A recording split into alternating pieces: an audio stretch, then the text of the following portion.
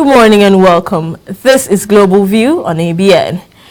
Ukrainian president says he has not seen any documents the Kremlin says it has sent to Kiev.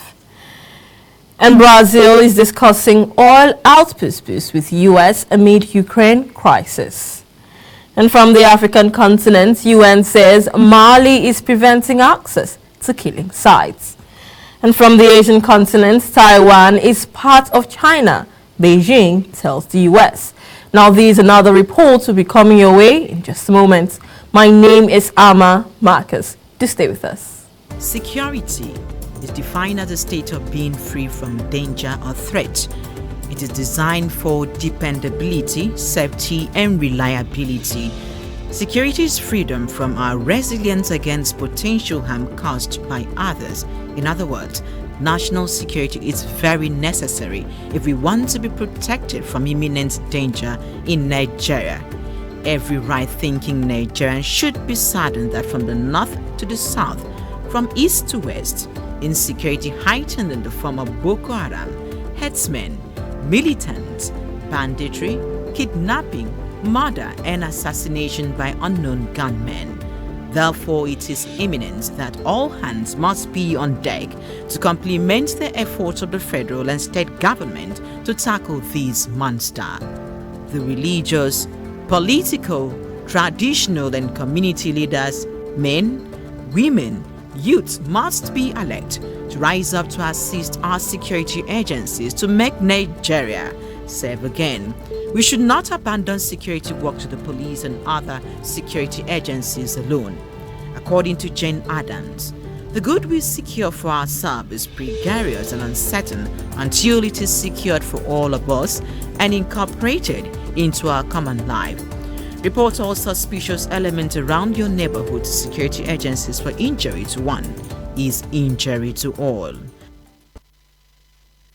Democracy is described as a rule of the majority, a government in which the supreme power is vested in the people and exercised by them directly or indirectly through a system of representation, usually involving periodically held free election. It could be also defined as a form of government in which common people hold power and can rule either directly or indirectly through elected representatives. Since 1999, Nigeria has experienced uninterrupted democracy, where all Nigerians, irrespective of religion, tradition, and political divide, are partakers in democratic activities.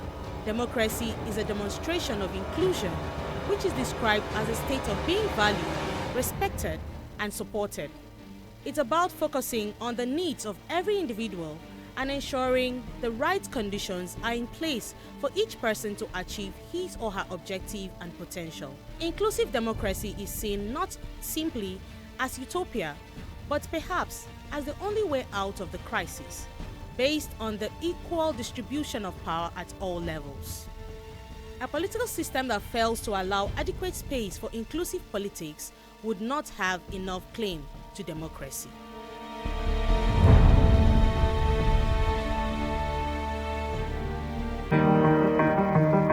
The youth population is the human capital hub of any society.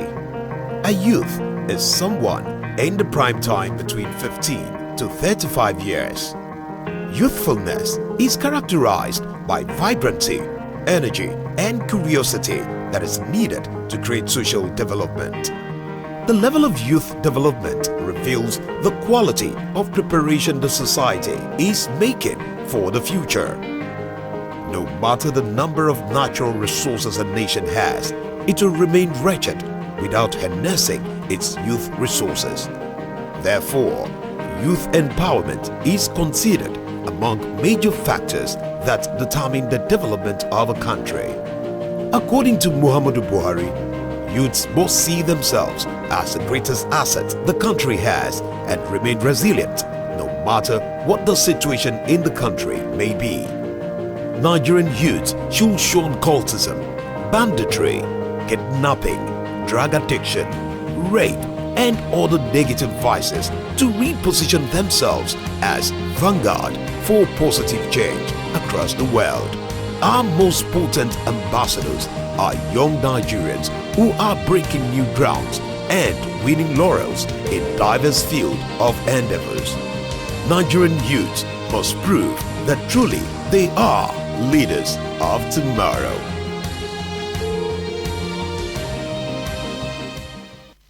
Welcome back and thank you for staying tuned. This is Global View on ABN. We started our reports with Ukrainian President as Volodymyr Zelensky says he has not seen or heard about a document that the Kremlin said it sent to Ukraine in connection with peace talks.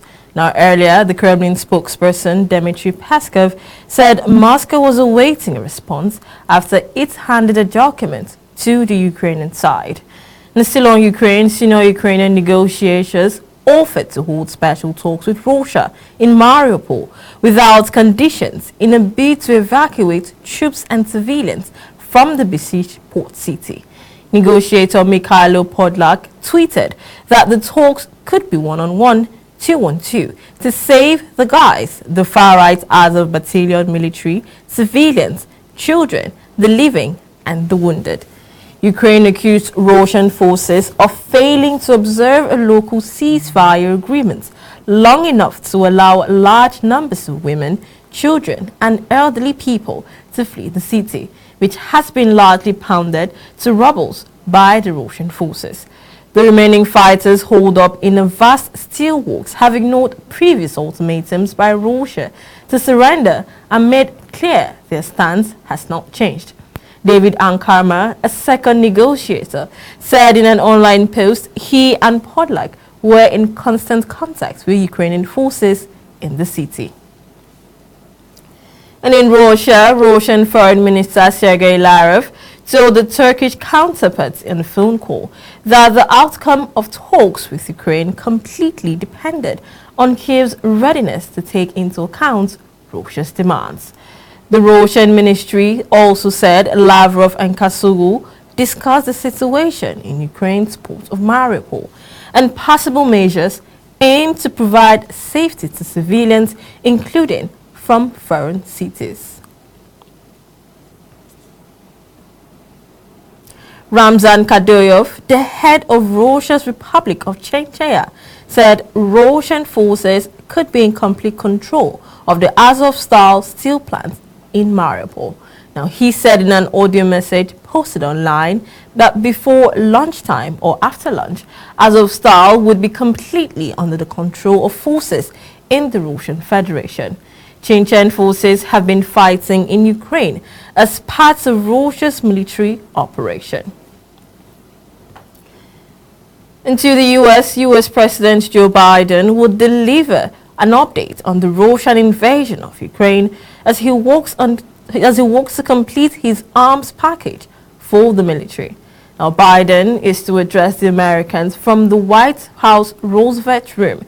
A source familiar with the planning has said, and he is expected to provide an update on the efforts to support Ukraine and the assistance they are providing.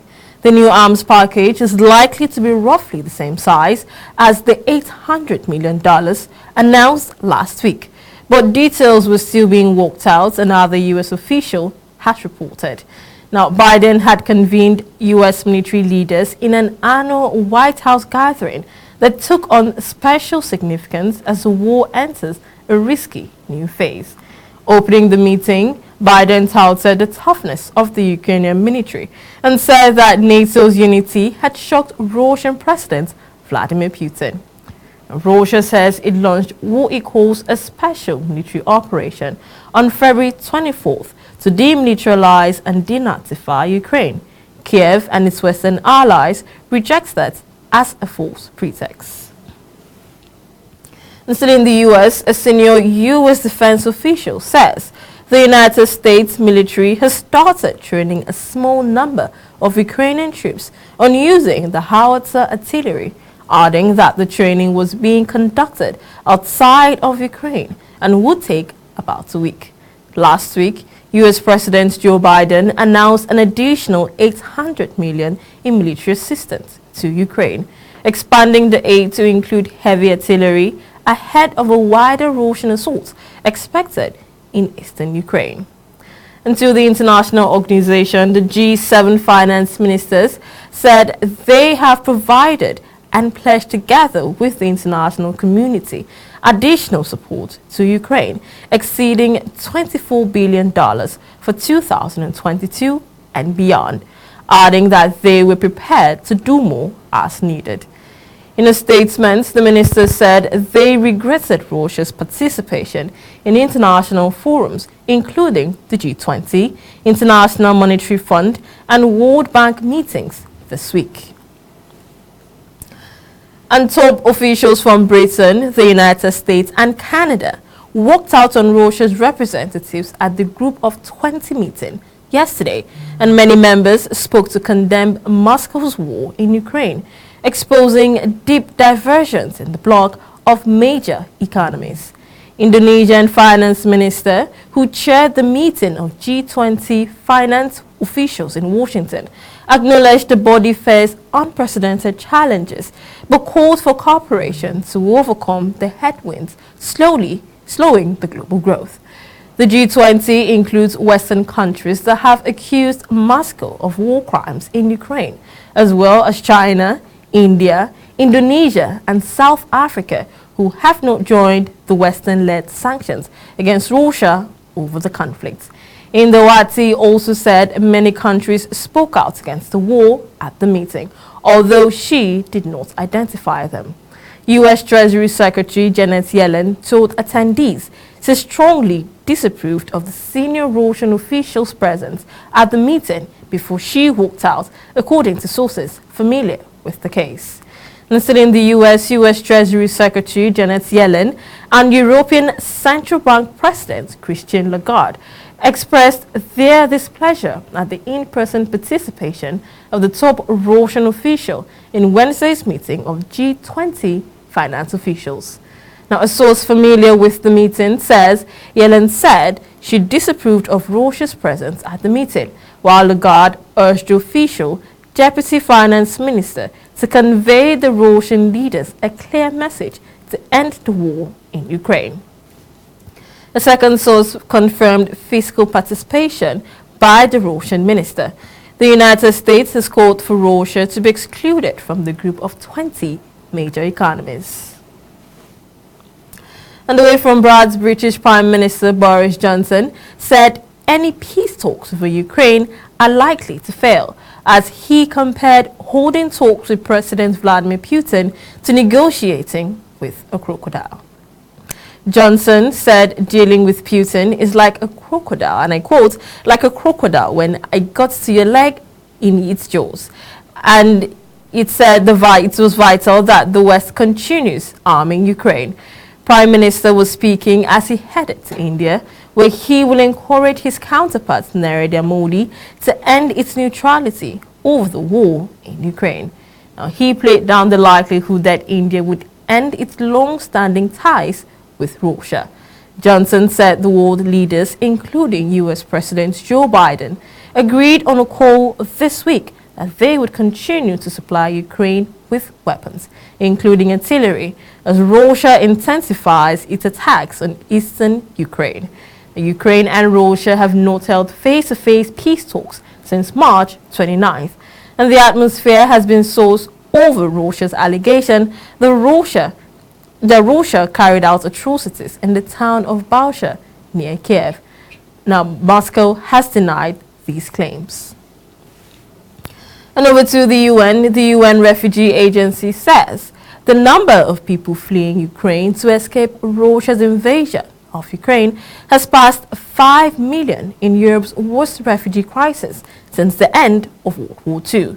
Russia's invasion has triggered a massive displacement of people in the nearly 8 weeks since it began, including more than 7 million Ukrainians within the country. Now, UN data show that 5.3 million people have fled Ukraine as of Wednesday.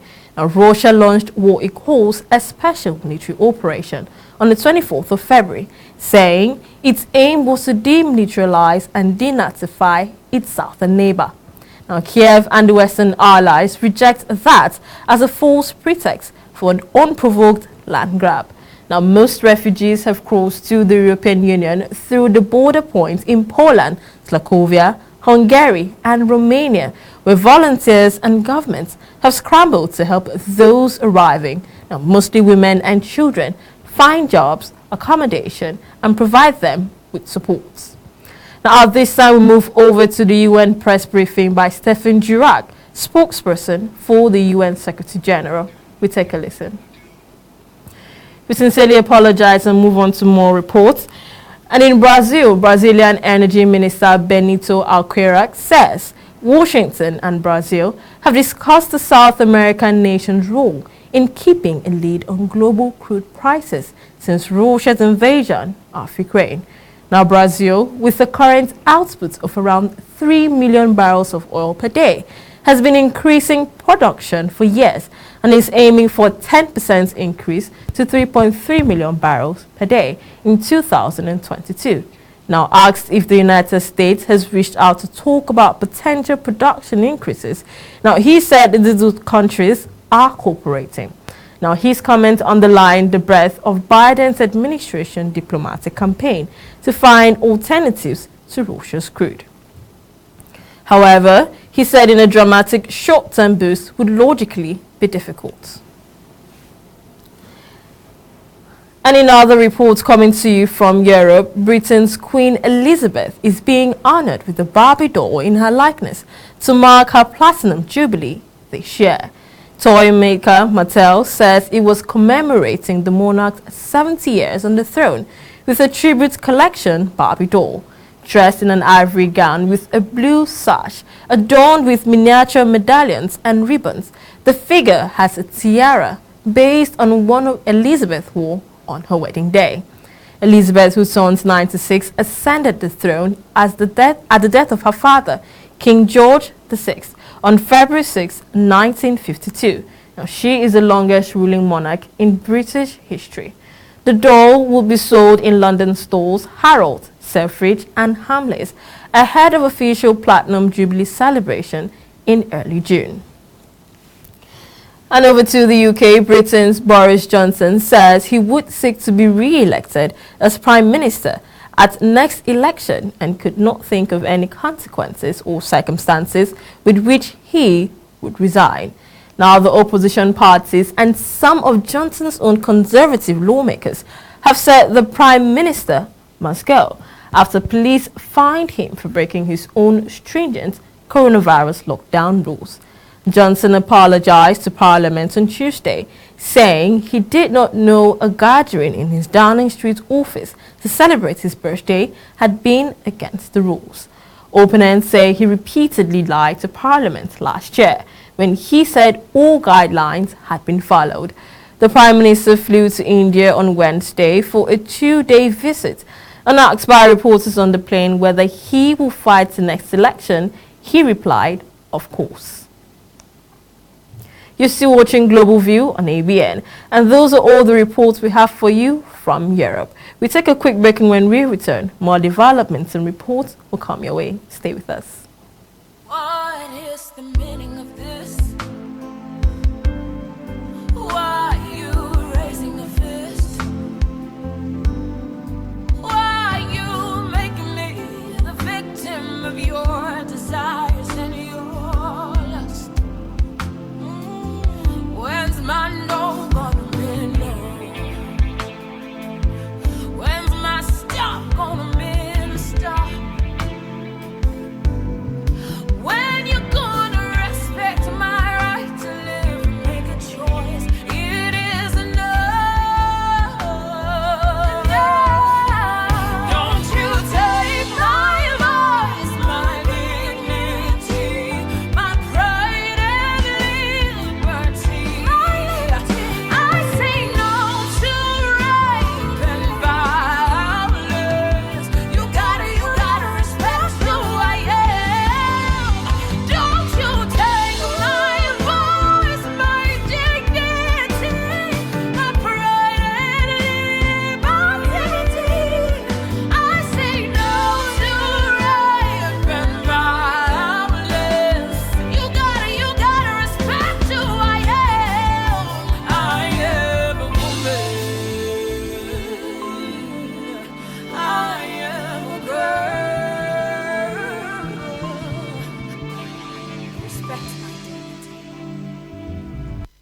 Security is defined as a state of being free from danger or threat. It is designed for dependability, safety, and reliability. Security is freedom from our resilience against potential harm caused by others. In other words, national security is very necessary if we want to be protected from imminent danger in Nigeria. Every right-thinking Nigerian should be saddened that from the north to the south, from east to west, insecurity heightened in the form of Boko Haram, herdsmen, militants, banditry, kidnapping, murder, and assassination by unknown gunmen. Therefore, it is imminent that all hands must be on deck to complement the efforts of the federal and state government to tackle these monsters. The religious, political, traditional, and community leaders, men, women, youth must be alert to rise up to assist our security agencies to make Nigeria safe again. We should not abandon security work to the police and other security agencies alone. According to Jane Addams, the good we secure for ourselves is precarious and uncertain until it is secured for all of us and incorporated into our common life. Report all suspicious elements around your neighborhood to security agencies, for injury to one is injury to all. Welcome back and thank you for staying tuned. This is Global View on ABN. Our focus moves over to the African continent and we start off with Mali, as the United Nations has expressed concern that Malian authorities have denied its human rights investigators access to a village where hundreds of people were killed. We take a listen. Our human rights colleagues are telling us that they're extremely concerned that the authorities in the country have still not granted UN human rights investigators access to the village of Mora, where, as you know, Malian armed forces, reportedly accompanied by foreign military personnel, allegedly carried out summary executions and multiple other serious violations during a military operations more than 3 weeks ago.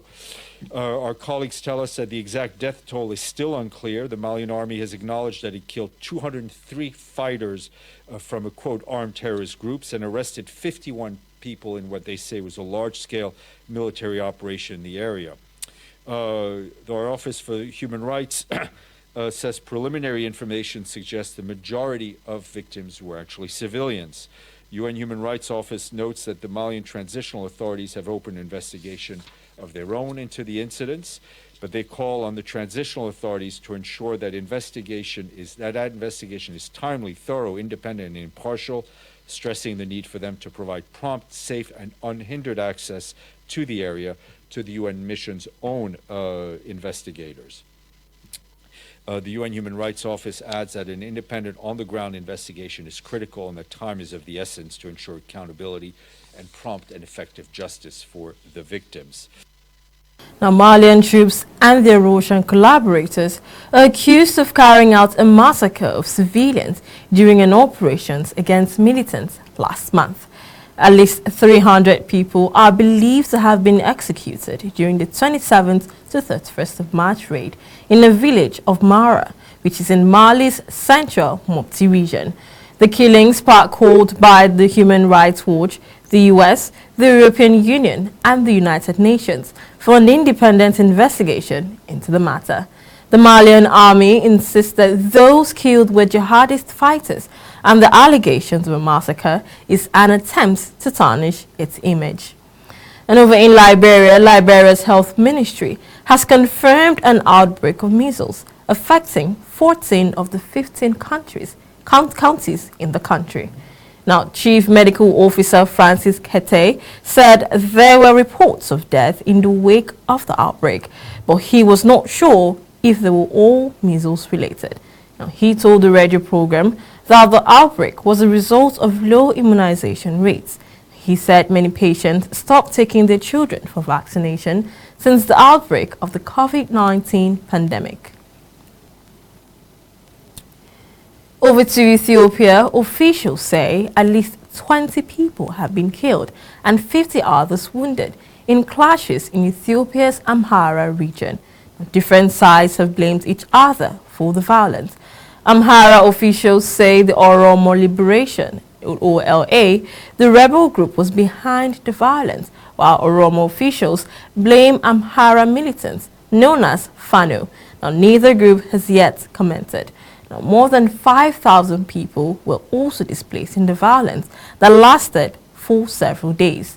The violence took place in remote villages in Amhara that neighbor Jile Duma of Oromo Zone and Efrata Jim districts of the North Shoha Zone.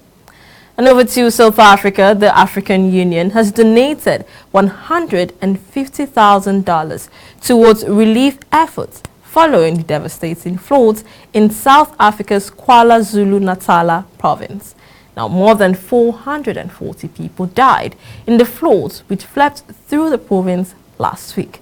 The floods also caused massive damage to infrastructure. Announcing the donation, AU Commission Chairman Musua Farak Hamad said the body reaffirmed its support with South Africa during this difficult time. And over in Kenya, tech giant Google has announced that it would build its first products development center in Africa in Kenya's capital, Nairobi.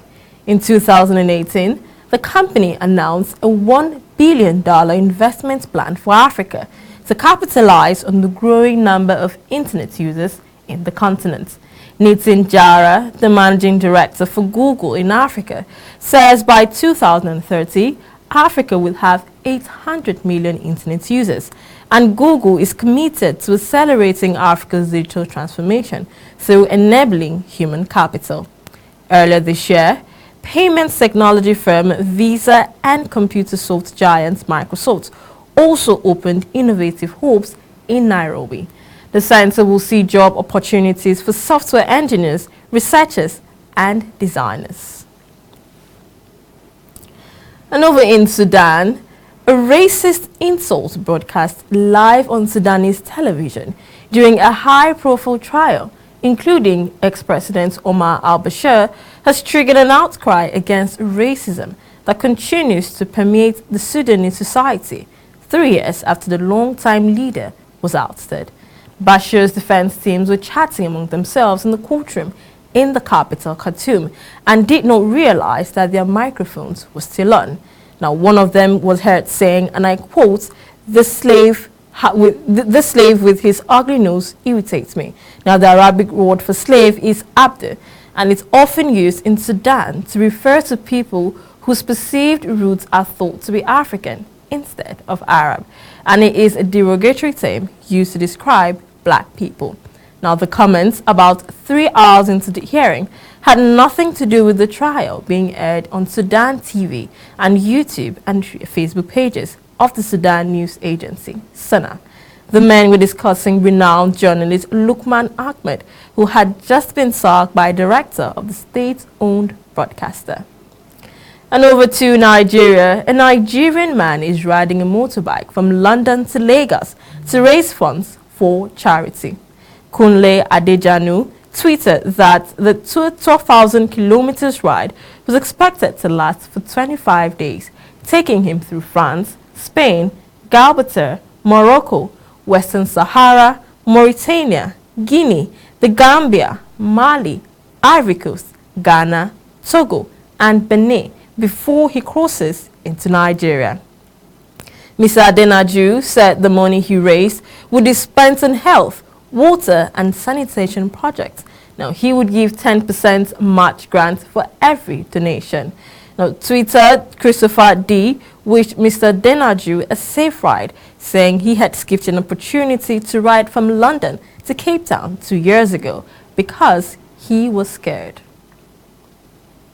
Well, those are all the reports we have for you from the African continent. We'll take a quick break, and when we return, more developments come your way. To stay with us. Religion is the belief in and worship of a superhuman, controlling power, especially a personal god or gods.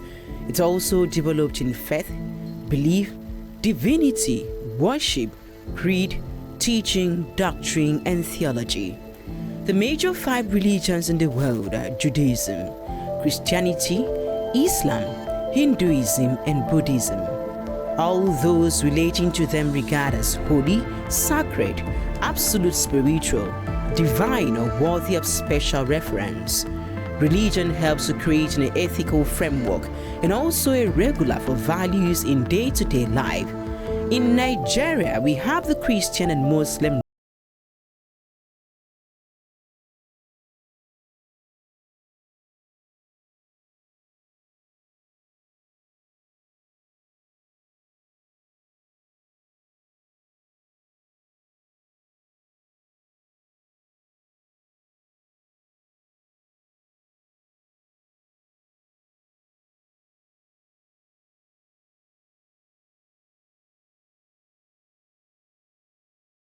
peace in Nigeria. The youth population is the human capital hub of any society. A youth is someone in the prime time between 15 to 35 years. Youthfulness is characterized by vibrancy, energy, and curiosity that is needed to create social development.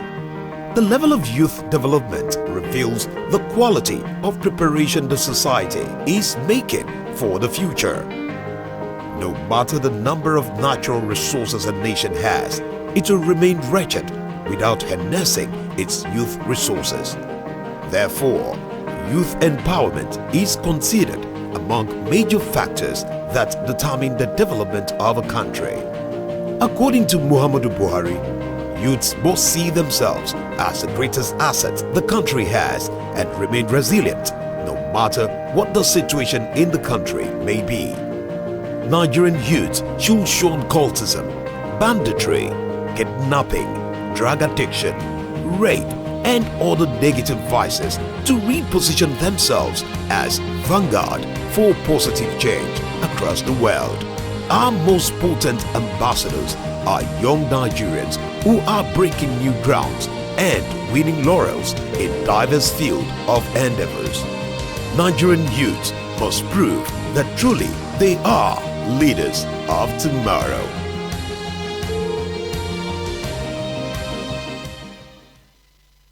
Welcome back and thank you for staying tuned. This is Global View on ABN.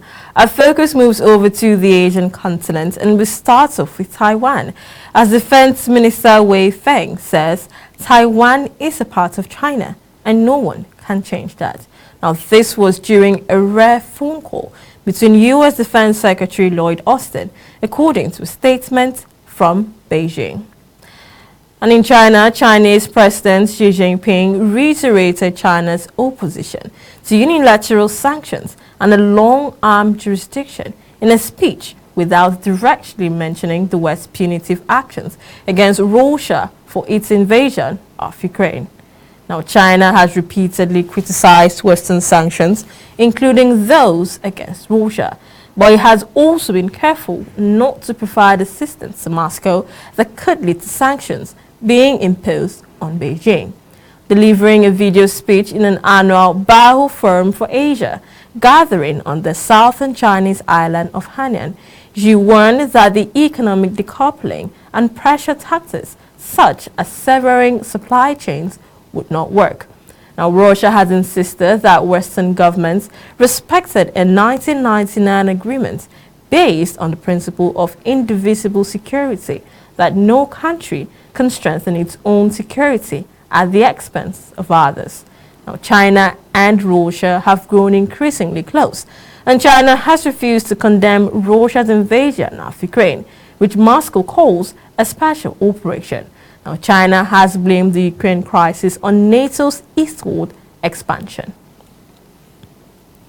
And in Taiwan, Taiwan's government has approved a second COVID-19 booster vaccine dose for those 65 and older, a third booster for the immunocompromised, as it looks to step up its fight against a spike in domestic infections that is yet to peak. Now, while Taiwan is dealing with a rise in local cases, the numbers overall remain small, 15,544 since 1st of January, and just 4 people have died, with more than 99% of those infected reporting either minor or no symptoms. Now, Taiwan's Center for Disease Control said late yesterday it had approved a second booster shot for the elderly, as well as residents of long-term care facilities. Now, people with compromised immune systems, including dialysis patients, and those who have received organ transplants are approved for a third booster shot, according to the reports. And in Shanghai, Shanghai's authorities say tough restrictions should remain in place for now, even in districts which manage to cut COVID-19 transmissions to zero, as the number of cases outside quarantine areas across the city rises again. The sober assessment comes after health officials earlier in the week had fueled hopes of some return to normalcy by saying the trend in recent days showed Shanghai had effectively curbed transmissions. Now, at a regular press conference, the deputy governor of Xiaoming district, an outlying island area, said most curbs would be kept in place, although it had reported 0 cases outside quarantine areas, and 90% of its 640,000 or so residents were now, in theory, allowed to leave their homes. Now, Deputy Governor Shang Shong says supermarkets would remain short to shoppers, vehicles would not be allowed on roads without approval, and only one person from each household would be allowed to leave home each day in some towns in the districts. And over to the Indian subcontinent, British Prime Minister Boris Johnson indicates he is ready to offer more visas to India in return for this year clinching a free trade deal that could boost annual bilateral trade by billions of pounds. Now, speaking on a plane on his way to the world's second most populous country, Johnson signaled he was ready to be more accommodating on an issue that could have stalled talks. Britain has made getting a trade deal with India one of its post-Brexit priorities as ministers. It frees from the European Union's common trade policy. It looks to gear policy towards faster-growing economies around the Indo-Pacific region. Now, India wants greater opportunities for Indians to live and work in Britain. Any trade deal would likely be contingent on relaxing rules and lowering of fees for Indian students and professionals going into the country. Now, India and former colonial power Britain already share strong trade ties, and more than 1 million people of Indian origin live in Britain after decades of migration. Well, those are the reports we have for you at this time on Global View.